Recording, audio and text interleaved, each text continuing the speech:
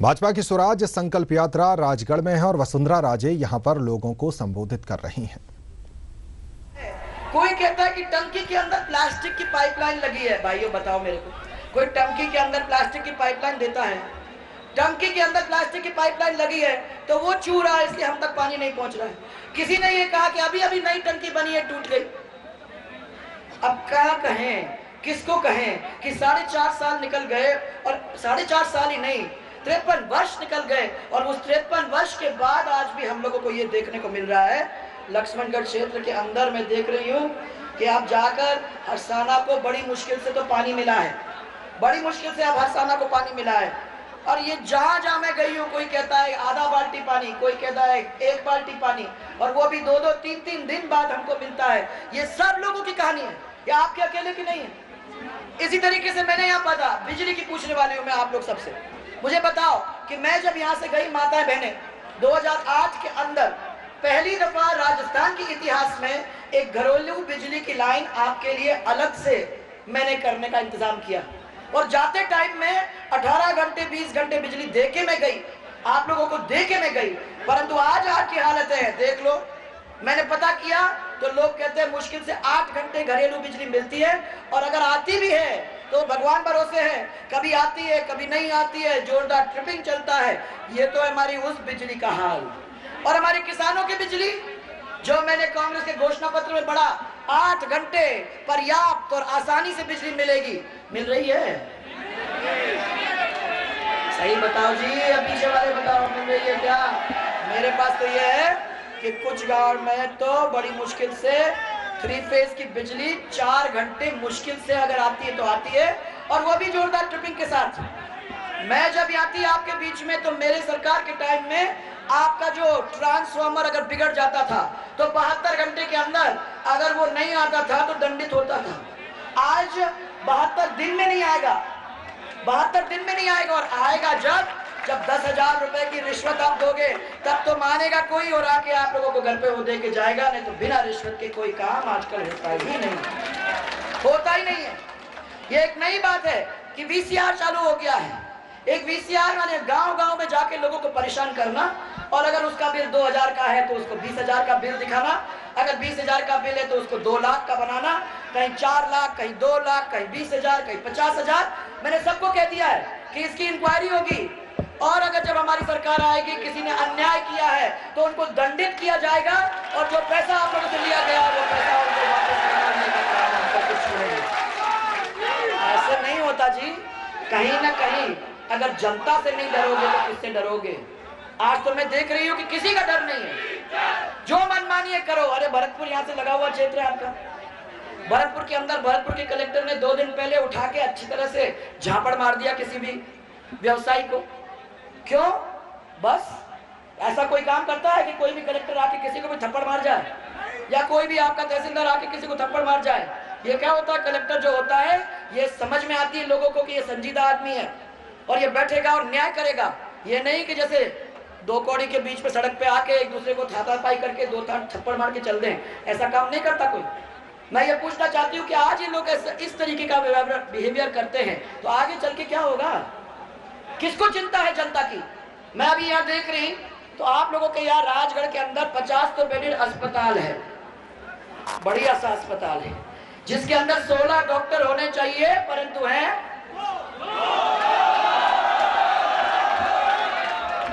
अब आप कह रहे हो, मेरे किताब में तो 5 लिखा है,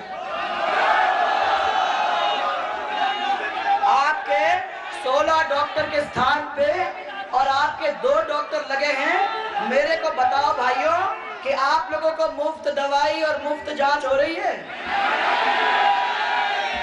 ये आपका कस्बा कितने आदमी का कस्बा है? कितने? 40,000, और उसमें 2 डॉक्टर, और वो 2 डॉक्टर उसमें स्त्री रोग की। मैंने तो पूरे राजस्थान को छांट लिया, यहाँ तक आज 11 तारीख अगस्त हो गई है, मेरे को आज दिन तक एक भी स्त्री रोग का डॉक्टर कहीं भी अस्पताल में नहीं मिला। मैं पता करना चाह रही हूँ गए कहाँ? तो आपके यहाँ भी नहीं है भाइयों? कैसे हो सकता है? बता रही हूँ आपको, या स्त्री रोग की नहीं है, सर्जरी का नहीं है, मेडिसिन का नहीं है, अस्थि का नहीं है, नेत्र विशेषज्ञ का नहीं है। यही लक्ष्मणगढ़ के अस्पताल में भी है, वहां तो दांतों का भी नहीं है, उसका भी पद खाली है। और यहाँ 8 साल की जगह में 2 डॉक्टर, रैनी के प्राथमिक स्वास्थ्य केंद्र में 6 के ऊपर 1 डॉक्टर, और कहाँ फ्री दवाई और कहाँ फ्री जांच। जो आया मुंह में सरकार के वही बोल देती है। सरकार कभी अपनी उस एयर कंडीशन कमरे को छोड़ के जनता के बीच में आके देख गई कि वाकई में जनता के बीच में क्या हो रहा है?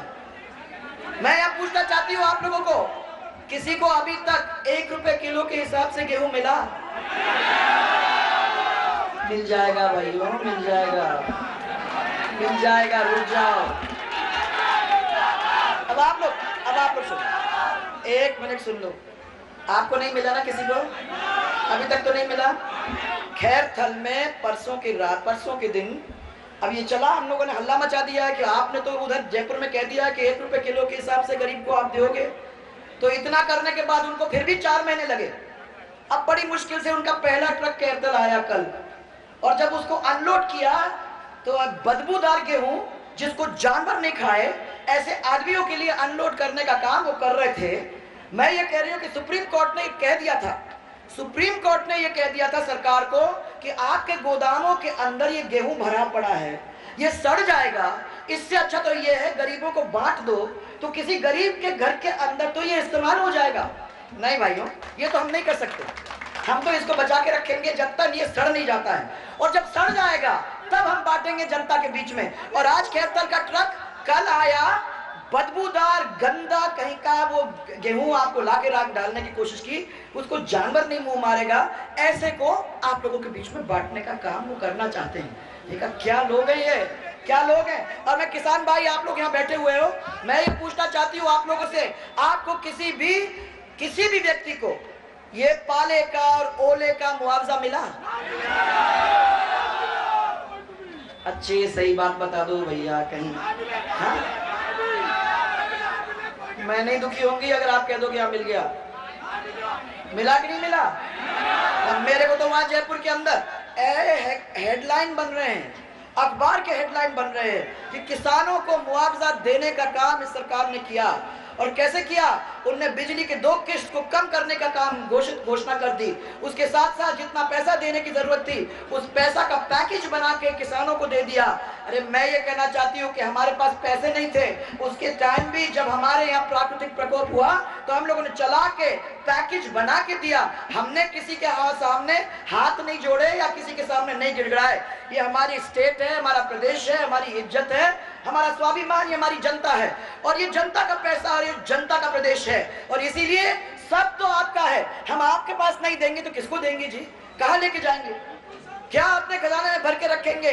खजाने में भर भी रखेंगे तो भी बात होती है, परंतु अगर मेरे जेब में जाने वाला है, अगर भ्रष्टाचारी हम लोग करने वाले हैं, जिस तरीके से पिछले 4 साल के अंदर भ्रष्टाचार हुआ, मैं तो समझती हूँ कि राजस्थान के अंदर आज दिन तक नहीं हुआ है। यहाँ तक कि कांग्रेस का दामाद चल के आया, कांग्रेस का दामाद चल के आया बीकानेर में, बीकानेर के 10,000 बीघा खा गए, सस्ती खरीदी, जोरदार महंगी बेची, और वही काम फिर आपके अशोक गहलोत कंपनी और उनके साथ साथ जो मंत्री हैं बायतू के अंदर उन्होंने किया। नाम लिया रिफाइनरी का, बेचा और खरीद किया। बायतू के अंदर, पचपदरा के अंदर, आपके बाप के अंदर, आपके फलोदी के अंदर पूरा क्षेत्र बेच के खा गए। ये कभी नहीं हुआ है आज दिन तक राजस्थान के अंदर।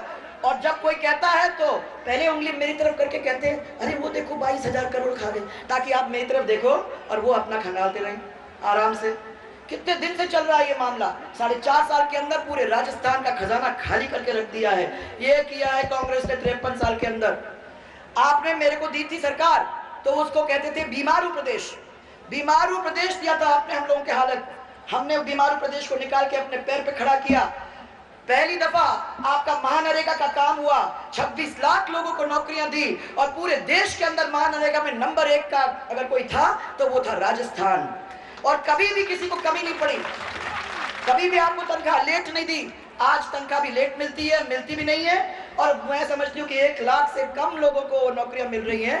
मैंने सबको कहा कि राजस्थान को आगे ले जाने का काम सिर्फ मैंने नहीं किया, मेरे अफसरों ने नहीं किया, मेरी पार्टी ने नहीं किया, तो वो 26 लाख लोगों ने जिन्होंने मेहनत करके पसीना बहा के परिसंपत्तियां खड़ी की, वो परिसंपत्तियों की वजह से हमारा राजस्थान विकसित हुआ और उनके लिए मैं बार बार उनको धन्यवाद देना चाहूंगा। आज 13,000 करोड़ महानरेगा के इनके जेब में चले गए हैं, जनता के पास नहीं पहुंचा है, उनके जेब में चला गया है।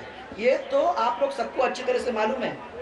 अब मैं पता चले पूछना चाहती हूँ, आपकी सड़कें क्या सड़कें हैं भैया? मड़ के रखो भाई, इनको तो बनाना ही नहीं चाहिए जिंदगी भर, इसको तो मड़ के रखना चाहिए। तो कि बाहर का जो स्टेट का आदमी आता है ना, उसको देख के कहेगा कि वाह, ऐसा भी सड़क एक जमाने में हुआ करता था, एक जमाने में हुआ करता था। मैं बताऊं आपको, जालोर के अंदर जब मैं आई तो अहमदाबाद से लगा हुआ क्षेत्र था, वहां जालोर के 2 लोगों ने गांव में जब आई थी तो वहां के लोगों ने मेरे को रोक के कहा कि मैडम हमको कुछ नहीं चाहिए, हमारे पास पानी नहीं है, बिजली नहीं है, रोड नहीं है, टीचर नहीं है, डॉक्टर नहीं है, रोजगार नहीं है, हमें कुछ नहीं चाहिए। आप एक काम कर दीजिए, यहाँ से ये 2 किलोमीटर का रोड हमारा गुजरात के बॉर्डर से बना दीजिए। और मेरे को समझ में आ गई क्या बात है, क्या थी कि हम तो उनके यहाँ जाते हैं, हमारे सब रिश्तेदार वहाँ हैं, तो हम तो वहाँ जाते तो उनको तो टनाटन देखा है, सब चीज़ है उनके पास।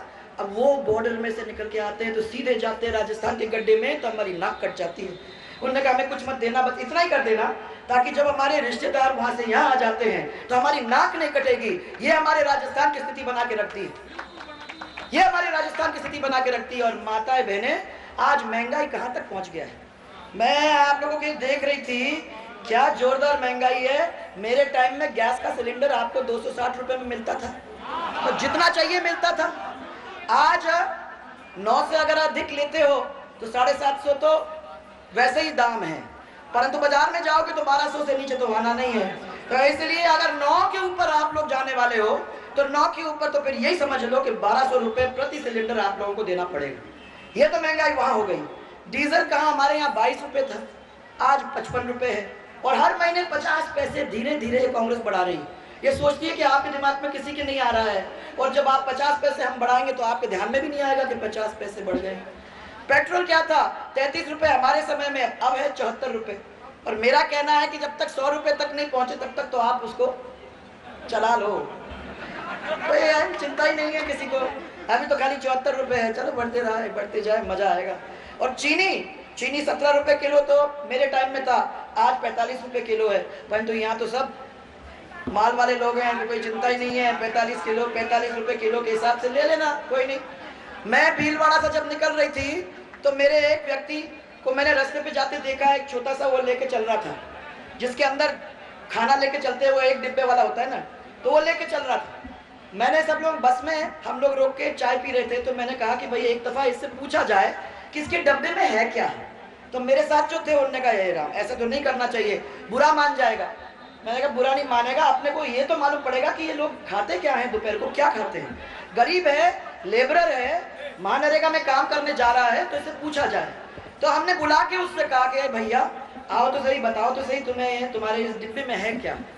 उसने कहा मेरा तो दोपहर का भोजन, दिन का भोजन, दोपहर का क्या, दिन का भोजन है, क्या लेते हो। उसने कहा भाई साहब इसमें तो 2 रोटियां तो है ही है मेरी, और एक हरी सब, एक वो मिर्ची, हरी मिर्ची।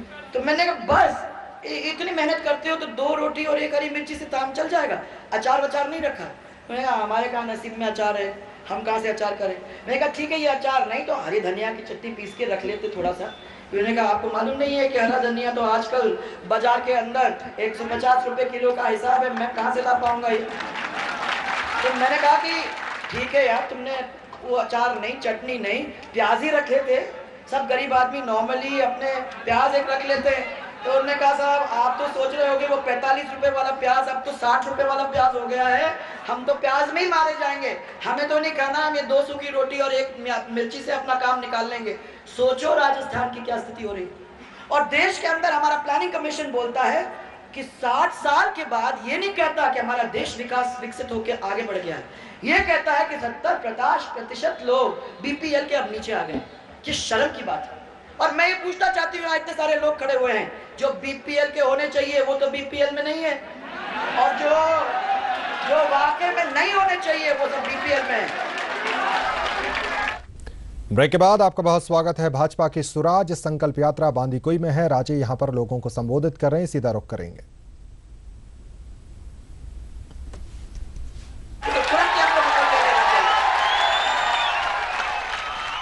मेरे सामने कागज ले, मैंने देखा आज दिन भर मैं यही करते आ रही हूं और आज दिन भर नहीं 4 महीने रोज दिन भर यही काम करते आ रहे हैं।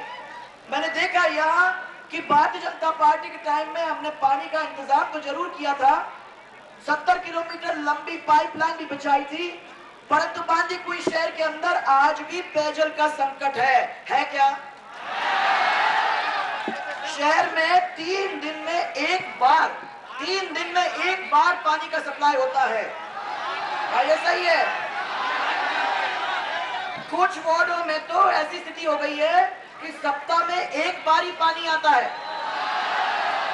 हमने बांदीकुई में बाणगंगा से पानी लाने की योजना बनाई थी, लेकिन सरकार बदल गई और कांग्रेस ने सत्ता में आने के बाद इस कार्यक्रम पे कोई काम नहीं किया। जैसा था वहीं उसको रोक दिया और जैसे बांदीकुई में किया, हजारों जगह यही बात करके छोड़ी है। इतने सारे लोग पानी से वंचित है। क्षेत्र के अंदर बिजली की समस्या, आज तो आपके यहाँ बिजली ऐसे चल रही है जैसे दिवाली हो रही है, परंतु सही क्या है? आपको मालूम है कि इसके पीछे जनरेटर खड़ा है ना? सबको मालूम है।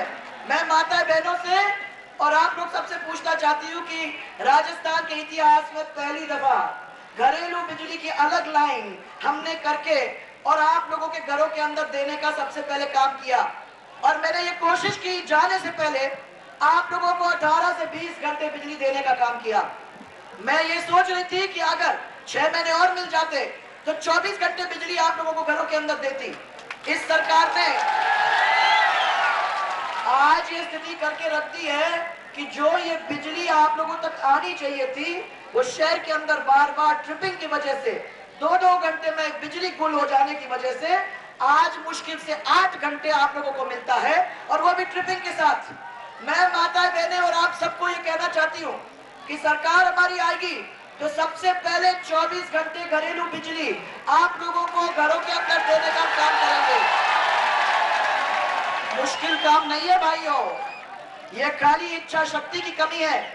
जब 18 घंटे बिजली हम लोग दे सकते थे 2008 के अंदर, तो मैं ये पूछना चाहती हूँ कि आज तक इसको 24 घंटे बिजली तक क्यों नहीं पहुंचाया है इस कांग्रेस ने? इच्छा शक्ति नहीं है। और यहाँ अगर कोई किसान बैठे हैं तो मैं किसान भाइयों से पूछना चाहती हूँ कि 8 घंटे आपको 3 फेज बिजली कहीं मिल रही है खेतों में? मुश्किल से जो मेरे पास एक खबर आई है कि किसानों को बिजली 3.5 घंटे और वो भी ट्रिपिंग के साथ मिलती है। 3-3.5 घंटे और वो भी ट्रिपिंग के साथ। क्या ये सही है? मैंने पता किया तो अगर ट्रांसफार्मर जल जाता है आप लोगों का, तो वो ट्रांसफार्मर हम लोग 72 घंटे में आप लोगों को वापस दिया करते थे। ये 72 दिन में वापस नहीं आता है, और जब आता है तो जब तक आपने 10,000 रुपए की रिश्वत नहीं दी है तब तक ये आसानी से आपके घर नहीं लौटता है। क्या ये सही है? एक नई चीज चालू कर दी है विभाग।